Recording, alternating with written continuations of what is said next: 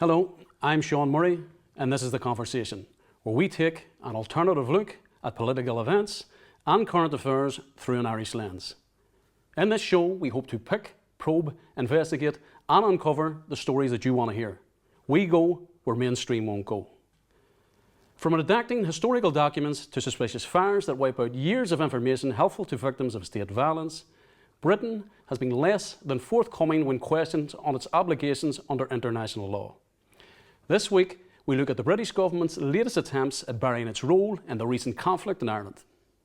Before I introduce today's guest, we took the conversation cameras to check the public's response to the UK government's latest attempts at enacting legislation that seeks to halt future civil cases and inquests linked to killings during the conflict.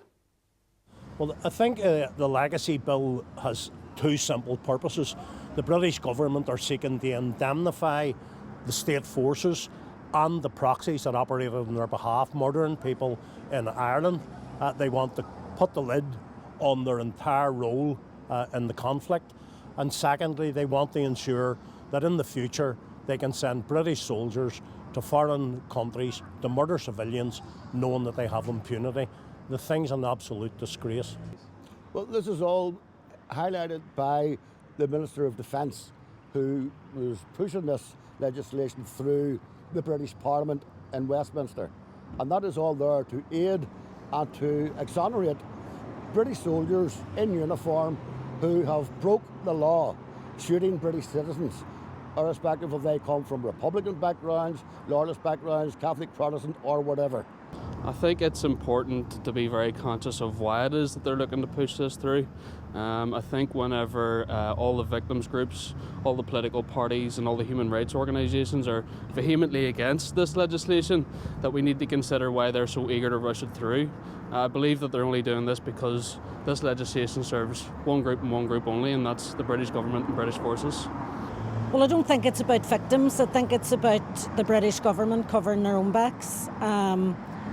So it's about votes for them in England, nothing to do with here. I believe the victims have rights. All victims have rights. But I believe that the British government are looking for an amnesty for their own forces who carried out the atrocities during the conflict. So I grew up in Ballymurphy. I was very familiar with the Ballymurphy campaign, the Ballymurphy Massacre campaign and the Wider Time for Truth campaign. I was there on the day in Corpus Christi Chapel when the judge made those announcements in relation to the Ballymurphy Massacre. And for nearly 40 years that truth was suppressed, and it was hugely important for those families, the wider community, that they felt vindicated. And that's what has happened here. The British government has saw the success of campaigns like that, the success of campaigns throughout the north, and that is the truth that they're trying to suppress. As always, we are joined by our resident co-presenter, Michelle Gildernew. Michelle is the current MP for Fermanagh and South Tyrone. She has served in the Northern Ireland Assembly as a former Minister for Agriculture and Rural Development and chairperson of the Health Committee, amongst other things. Michelle has been a Sinn Féin activist since her teens and has been elected almost continuously since 1998. And today's special guest is Deputy Director of Amnesty International NI, Grainne Teggart. Her work as an advocate for many victims affected by the recent conflict has brought her to the halls of Westminster and further afield. Grainne, welcome to the show. Thank you. Good to be here. Grainne, is it your understanding that the British government is in breach of their international obligations with these latest proposals? I mean, the UK state has a long, dark history in covering up its human rights abuses. The Troubles Bill is probably one of the most serious and severe attacks on rights that I've seen, certainly in the many years that I've been working on human rights issues. It amounts to a de facto amnesty. It is effectively the UK government legislating to let state forces off with murder and other very serious crimes. So the bill is about removing all paths to justice for all victims of the conflict here. And to do that at a time when the existing paths, the existing mechanisms to get truth and justice and some measure of accountability, to do so at a time when they are working for victims, I think is particularly cruel. So these proposals, they are rightly not supported by victims. They're not supported by anyone in the community here. And obviously we've seen serious and repeated concerns from the United Nations, the Council of Europe Commission on Human Rights, the Council of Europe Committee of Ministers, the US Congress and indeed elsewhere. And I think what that demonstrates is that there is a very clear egregious attack on rights that this bill represents. And we should not only be concerned about what that will mean for victims of the conflict here, all victims, but also we should be very concerned about the international precedent that will be set by the UK government, effectively providing a blueprint for legislating to let state forces and other armed groups off with murder and torture and other very serious crimes. And were you surprised when the House of Lords amended parts of this legislation?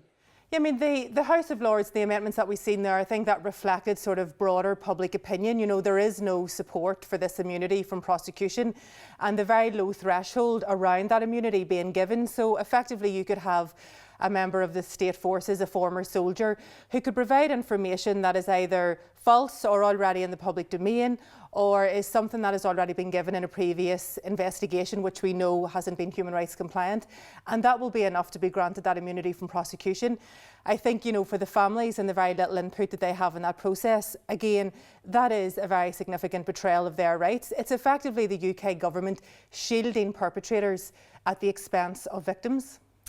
Grainne, the Irish Taoiseach Leo Varadkar stated that while the bill has not yet been enacted, and certainly if it is enacted, if it does become law, we will then at that point give consideration to whether an interstate case is appropriate, so we certainly don't rule that out. In your opinion, is given consideration enough? Should he now state clearly that the Irish government will take a case to the European courts? Yeah, I mean, it's not enough to say that it's under consideration. I mean, we have been calling for the commitment to the interstate case to be made. You know, this bill is the UK government. It's a unilateral action by the government where they have departed from previous agreements and previous agreed way forwards to deal with the past here. I mean, effectively, the Irish government, they have a critical role to play here. They should be very clearly signalling to the UK government that if you pass this law, that we will take this case. It should be a very unequivocal commitment being made to that. Victims here need to see that. When the UK government is betraying and trying to overlook and ignore and disregard their rights, it's very important that the Irish government say that we will challenge this bill in the European Court of Human Rights. But it's not just about, you know, the imperative for that is not just the legal points, you know, the breaches of the European Convention on Human Rights that we know that this bill represents. It's more than that. This is about the Irish government signalling that there is a consequence to these actions, that there is a consequence to betraying victims in this way. And for victims, many of whom have been fighting for decades through the courts to get some measure of truth and accountability, the Irish government taking this action, we would hope, would short-circuit some of what seems to be the inevitable legal challenges that victims would be burdened with, that they will have to take themselves. I mean, for a victim to challenge this bill, and we as Amnesty will be supporting victims in doing that, it takes years to exhaust the domestic courts to then go on to the European Court of Human Rights. If this bill becomes law, the Irish government can petition and go directly to the European Court of Human Rights, but they have to do that within a window of 4 months. So that should help give some support to victims and not leave them alone in this burden of seemingly inevitable legal challenge with this bill. And given that there's consensus across all political parties in Ireland and the UK, bar the Tories, and multiple human rights groups, how strident are the Labour Party? I mean, have they made this part of their manifesto? I mean, what we've seen so far is a commitment from the UK Labour Party to repeal this legislation. That's obviously a welcome commitment, but we need to see that translate into a very firm and unequivocal manifesto commitment. And you'd mentioned earlier the American government. How strong have the Americans been in all this? I mean, the US Congress and actually the US Senate, we've seen again very strong opposition to the bill, and I think that's been very welcome, you know, right across the community here. We have been calling for the US administration to publicly put on record their opposition to this bill. We know that it's been raised privately, so we know that the US administration, given Biden's commitment to the peace process here and to the Good Friday Agreement, we know that the administration has been raising the bill in private meetings with various UK ministers. But we don't think that's enough. In the way that we saw around the protocol bill, for example, where the US administration said, if you legislate in that way, it will directly impact any trade links. We should be seeing something the equivalent for this bill, given the very serious way it infringes the Good Friday Agreement, which, as we know, is the bedrock of our peace process here. And I think the way the UK are pursuing this dangerous legislative agenda, it's taken not only a wrecking ball to the Good Friday Agreement, but it's also undermining what is a very delicate peace. I don't think we should be taken for granted for 1 minute I suppose the peace process and how far we've come. And is there a reason why America hasn't been as strong as it previously was in regards to the trade deals, etc.? I mean, I suppose, there is obviously the issue of, US forces and their actions, obviously, in other conflicts. We don't know exactly what it is coming into play here. Some might, wonder, is that the case? But I think, we know the administration has been raising it, so we know that successive British Prime Ministers have been coming under pressure from the US with this bill. But it regrettably hasn't had the effect of the UK government giving pause to this legislative process and, I suppose, re-entering into good faith negotiations with the Irish government and with political parties here, and indeed the wider community. The Stormont House Agreement was the first time we had that degree of cross-community, broad-based consensus. It obviously took many years to get to that point. So to recklessly renege on that and to then put in place what is a de facto amnesty, an entirely, internationally unprecedented amnesty. We haven't saw anything like this elsewhere. So to do it in that way, I think we simply don't know what the consequences of this are going to be, other than the very immediate closing down those paths to justice for victims. But most of the parties here were backing the Stormont House Agreement. Yeah. It's not good enough just to go back to that point. We have to undo some of the damage that this legacy process has gone through, don't we? Yeah, it's exactly that. So it's Stormont House Agreement plus. So if we think of Stormont House Agreement as the foundation for what we'll need in a sort of post this bill obviously becoming law. So we're going to need to look at the ways we can undo the damage and the provisions of the bill having taken effect, and how we effectively give back to victims what this bill is trying to remove. Mm-hmm. You're still tuned into The Conversation, your weekly alternative probe of political events and current affairs through an Irish lens. I'm joined by my co-host, Michelle Gildernew, alongside our special guest, Deputy Director of Amnesty International, NI, Grainne Teggart. So Grainne, this might be a very difficult question to answer, but how do you see a fair approach that sees accommodation for both traditions? Is that even possible? It is possible. We had that agreement, it was the Stormont House Agreement. That was our roadmap for how we deal with the legacy of the conflict here. It was our agreed way forward. I think, when we're addressing the legacy of the past, there's always going to obviously be inherent difficulties, with doing that. I think, we're unlikely to see agreement around obviously the history of the conflict and some of those points, but what we can do is deliver a route for victims to get some measure of truth and accountability, and it was that Stormont House Agreement. It's what you don't do is effectively what the UK government are doing here, which is removing access to the courts, removing that due process of law. I mean, that is a very significant interference in the justice system here. It's wholly undermining of the rule of law. And I think, for many victims, it's why we have seen this near united, front right across the community, where everyone has been in agreement that this is just not the way forward and not what they want.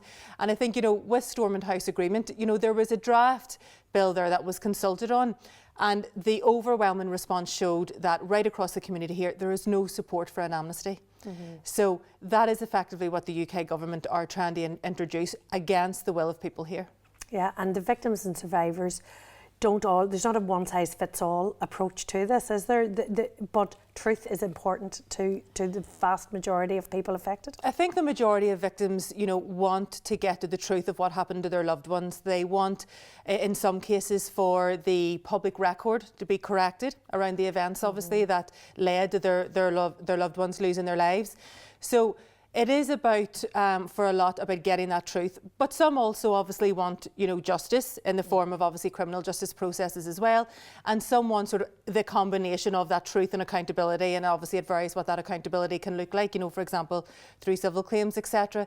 But, I think what victims do have in common is they do need acknowledgement of what happened to their loved ones. There needs to be some way of accounting for the past, acknowledging that loss, correcting the record where it needs to be corrected, and then moving forward in what is a continuation of our peace process. You know, we're not there yet. We might have a degree of relative peace, but it is very much still a process. It is ongoing, as opposed to 25 years after a Good Friday Agreement, it's job done. It's always a work in progress. Yeah.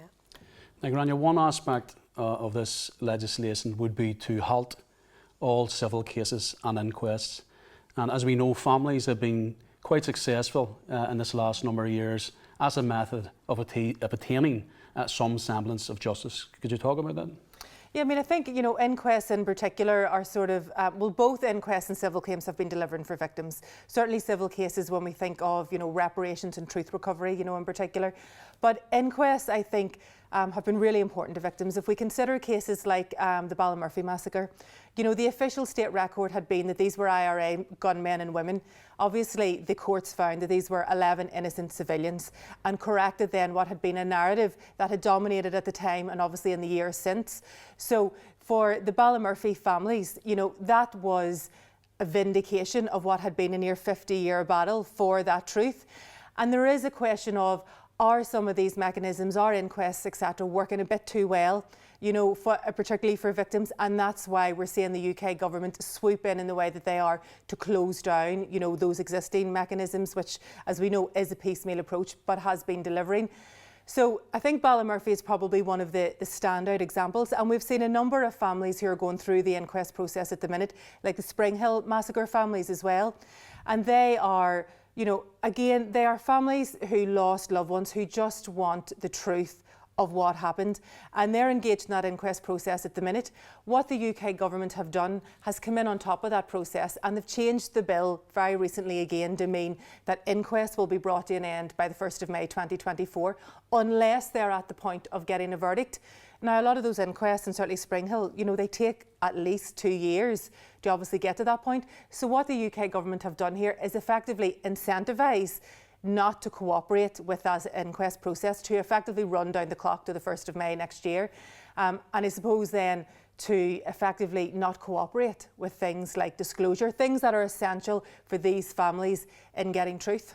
And we've been in court, we've seen how good they are at running the clock down, at redacting papers and just blocking any attempts to get to the truth. Effectively, the British government don't want an international spotlight on their actions in the conflict in Ireland.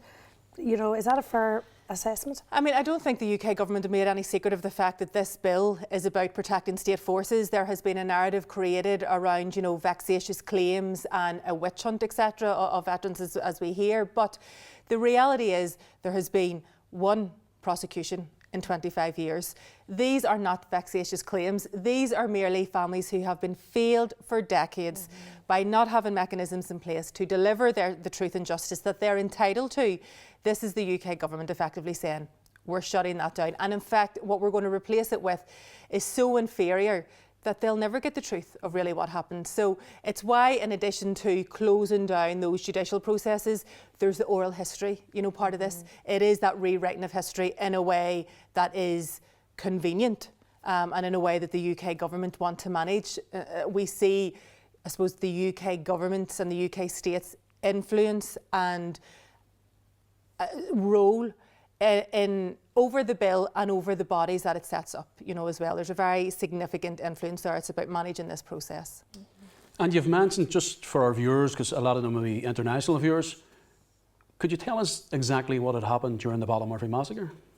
So these were 11 civilians who were shot in various locations through the Ballymurphy area, which is a part of West Belfast that is predominantly nationalist Republican community.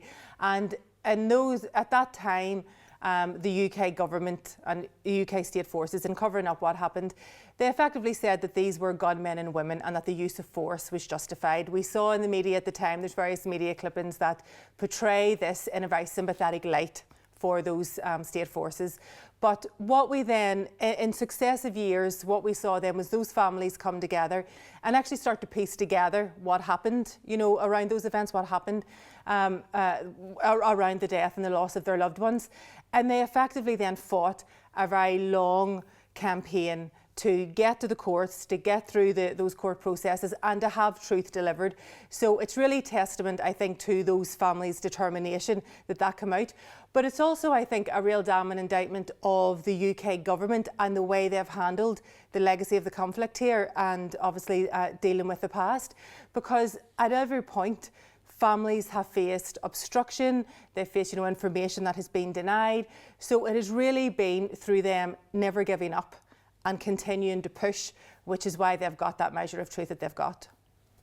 And it's exhausting. I mean, this has been drawn out for so many years, and people were labelled, as you said, as gunmen and women when they were innocent people going about their business. For a lot of the families, they've already lost mothers and fathers. People have died without getting the truth and without getting the justice that they deserve, haven't they? I mean, if we think of the case of, Majella O'Hare, she was 12 years old when a soldier shot her in the back. Now, she wasn't a gunman or a woman, she was a child walking up the street to church. And her dad was a caretaker in the local school, and he heard the gunfire and ran out to help whoever it was, whoever's aid he needed to come to, not realising that he was going to be watching his daughter effectively bleed to death. And for those who were witnesses on the day, there was, for example, a woman, Alice, who was a nurse, and she was trying to get to Majella to actually treat her, to try and apply some emergency first aid and help her whilst before she was taken to the hospital. And the abuse that they received, that they have spoken to, since, Alice recalls that Majella was effectively thrown into an army helicopter like a piece of meat and then brought to the local hospital where she died. So that's a 12-year-old child. Now, in that case, the UK's Ministry of Defence, they apologised for her killing in 2011, but there was no action or accountability that followed, despite the soldier in that case being known. So sadly, we see this repeated with many cases right across the north. What happens if this legislation goes through? I mean, what's next for victims? I mean, the UK government have a very comfortable majority in the UK Parliament to push this legislation through, and it's very clear that that's what they're intent on doing, that they're ignoring the overwhelming opposition that this bill is facing, and they're going to push it through to law. What that means is victims are effectively being condemned to further years of legal battles fighting through the courts, obviously to have their rights vindicated. So that is effectively what this bill is condemning them to. But I think it's really important that victims understand that they're not on their own. That there's organisations like Amnesty and others that will stand with them in this fight and against, obviously, this bill, eventually to hopefully overturn it after the next general election, but meanwhile certainly to support their challenges through the courts.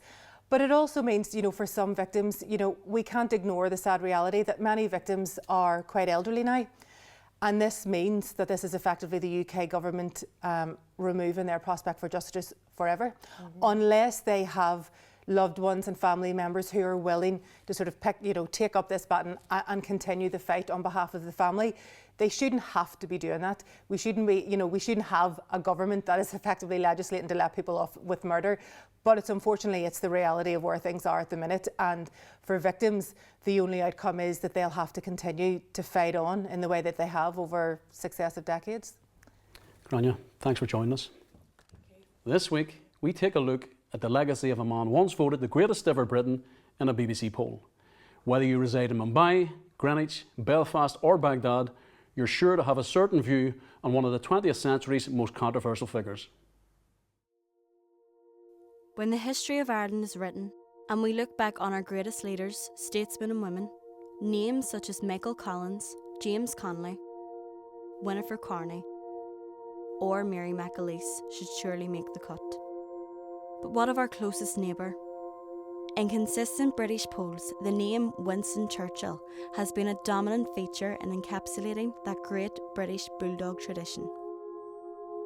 For a man who ordered the Black and Tans into Ireland in 1920 in a desperate attempt to defeat the Irish Rebellion, the platitudes on this side of the Irish Sea are few and far between, be it for a small number of secret admirers of the Fine Gael tradition. Now, it's understandable, considering Churchill's unassailable leadership during the Second World War, in galvanising the British public under the threat of Nazi invasion, that some of his more ignoble exploits be overlooked. But do we really see the righteous scales of justice applied to the legacy of a man who once described the Indian nation as a beastly people with a beastly religion? These prejudices were further compounded by Churchill's action in prioritising the stockpiling of food for Britain, overfeeding Indian subjects during the Bengal famine of 1943. It seems that a lesson had not been learned of the actions of Queen Victoria in overseeing the Great Irish Famine of the 1840s. During the Great Hunger, roughly 1 million people died and over 1 million left the country. But whether we view Churchill as a great saviour from fascism or the Devil of Dresden, are we able to put these racist tropes into context and explore his more affable attributes? Can we really cancel a man who gave one of the greatest political oratories of the 20th century with his "We shall fight them on the beaches" homily? History is complex and is shaped by a rich tapestry of varying narratives. This mosaic of stories allows us to evaluate and re-evaluate the past. But first, we must have an open and honest discussion, a warts and all approach. A binary approach to Churchill's legacy within British society only reinforces these historical tropes, making them acceptable to some in contemporary times.